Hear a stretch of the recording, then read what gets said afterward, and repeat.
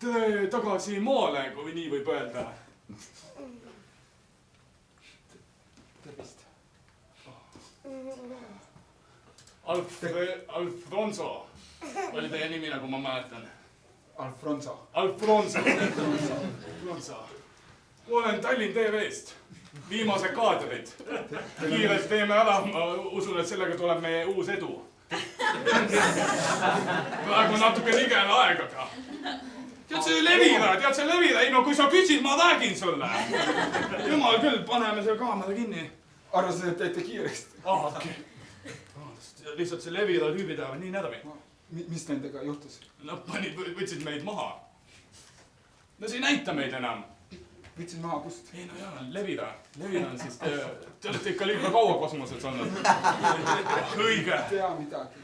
Kosmoses läheb aeg palju aeglasemini. Kui mina olen siin maa peal aastakese, siis sina oled 5 aastat.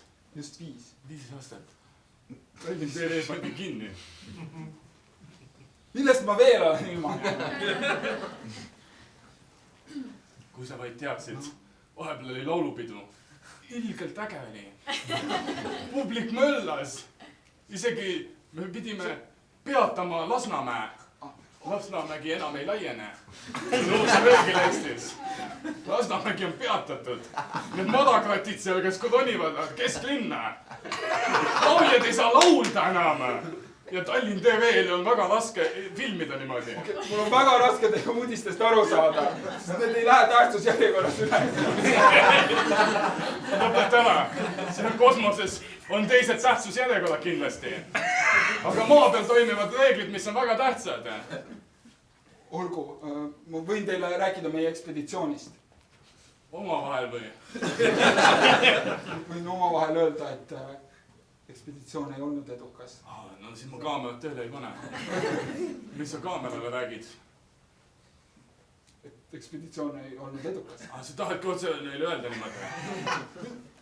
Teie küsite küsimusi, mina lihtsalt vastan. Ei, ma mõtlen, et lihtsalt, et kas nagu natukene maksumaksja raha eest läksite sinna. Kas te arvate, et teid saadetakse tagasi nüüd?